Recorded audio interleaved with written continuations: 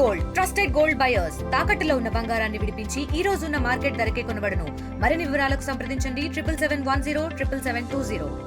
రాష్ట్రంలో పేద బడుగు బలహీన వర్గ విద్యార్థులు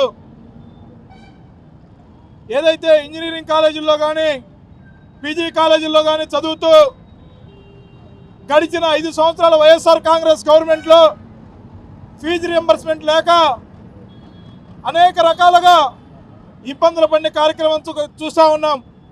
ఏదైతే కూటమి ప్రభుత్వం అధికారంలోకి వచ్చిందో చంద్రబాబు నాయుడు గారు, పవన్ కళ్యాణ్ గారి నేతృత్వంలో, మంత్రి నారా లోకేష్ గారి ఆధ్వర్యంలో విద్యాశాఖ మంత్రి అయిన రోజు నుంచి ఈ రాష్ట్రంలో విద్యాశాఖలో అనేకమైన మార్పులు చోటు చేసుకున్నా ఉన్నాయి. అందరికీ తెలుసు, ఏదైతే కూటమి ప్రభుత్వం అధికారంలోకి వచ్చిన తర్వాత 1388 కోట్లు పెండింగ్ ఫీజు రింబర్స్మెంట్ విడుదల చేసిందంటే అది విద్యార్థుల పట్ల నారా లోకేష్ గారికి ఉన్న ప్రేమ. ప్రతి విద్యార్థిని తన సొంత తమ్ముళ్లాగా, తన సొంత కొడుకులాగా ఏ విధంగా అయితే చూసుకుంటారో అదేవిధంగా ఈ రాష్ట్రంలో ప్రతి విద్యార్థిని చూసుకునే బాధ్యత నారా లోకేష్ గారు తీసుకున్నారు. అదే మరీ ముఖ్యంగా ఎవరైతే ఫీజు కట్టలేదని కాలేజ్ యాజమాన్యాలు ఏదైతే విద్యార్థులు కనుక దురుసుగా ప్రవర్తిస్తే తగిన చర్యలు తప్పవు. యాజమాన్యాన్ని కానీ చెప్పిన ఏకైక నాయకుడు నారా లోకేష్ బాబు గారు.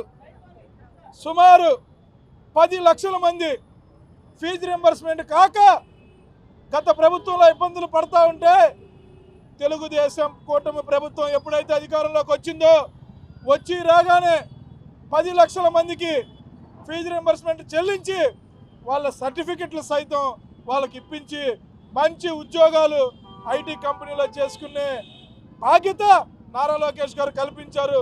ఆ పిల్లలు, ఆ తల్లిదండ్రులు మొహంలో ఆనందం చూడాలి. ఏదైతే 1 సంవత్సరం క్రితం వెనక్కి వెళ్దాం, గడిచిన వైఎస్ఆర్ ప్రభుత్వంలో 2019 నుంచి 2024 దాకా ప్రతి విద్యార్థికి మేనమామ అవుతానని చెప్పి దొంగ మాటలు, అబద్ధపు హామీలు ఇచ్చి ఆ రోజున ప్రతి విద్యార్థిని మోసం చేసింది జగన్మోహన్ రెడ్డి కాదా అని చెప్పి అడుగుతున్నా. ఏదైతే జగన్మోహన్ రెడ్డి ఇవ్వాల్సిన పెండింగ్ పెట్టిన ఫీజు రింబర్స్మెంట్ను కూడా నారా లోకేష్ అన్న గారు చెల్లించారంటే ఒక్కసారి ప్రతి విద్యార్థి ఆలోచించాలి. విద్యార్థుల పట్ల లోకేష్ అన్న గారికి ఎంత ప్రేమ ఉందో ప్రతి ఒక్కరు ఆలోచించాలని చెప్పి తెలియజేస్తా ఉన్నా. మరీ ముఖ్యంగా రాష్ట్రంలో గడిచిన 5 సంవత్సరాల్లో రావణ కాష్ట చేశారు. ప్రతి విద్యార్థిని దగా చేశారు, మోసం చేశారు. ఉన్న కంపెనీలు తరిం కొట్టిందాక వాళ్ళ కమిషన్లు కకుర్తిపడి రాష్ట్రం నుంచి తరిం కొట్టిందాక వైఎస్ఆర్సీపీ నిద్రపోకుండా పనిచేస్తే తెలుగుదేశం పార్టీ అధికారంలోకి వచ్చాక అన్న నారా లోకేష్ గారు కానీ, పవన్ కళ్యాణ్ గారు కానీ, ఆంధ్రాకి డైనమిక్ సీఎం చంద్రబాబు నాయుడు గారు కానీ ఇతర దేశాలు తిరిగి దావోస్ వెళ్ళినా ఎక్కడికి వెళ్ళినా మా యువత పరిస్థితి ఏంటి, మా యువత పరిస్థితి ఏంటనే ఏకైక కాన్సెప్ట్తో ఈ రాష్ట్రంలో రానున్న రోజుల్లో 20 లక్షల ఉద్యోగాలు తీసుకురావడమే లక్ష్యంగా పనిచేస్తున్నటువంటి నాయకుడు నారా లోకేష్ బాబు గారు. మీరు ఒక్కసారి చూసుకోండి, విద్యార్థులు కూడా ఒక్కసారి గమనించాలి. 2019 నుంచి 2024 దాకా మన పరిస్థితి ఏంటి. 2024 కూటమి ప్రభుత్వం వచ్చిన తర్వాత ఈ రాష్ట్రంలో దౌర్జన్యాలు ఎలా తగ్గిపోయాయి. ఇంకొక పాయింట్, చివరిగా ఒక పాయింట్ చెప్పి ముగిస్తా ఉన్నా.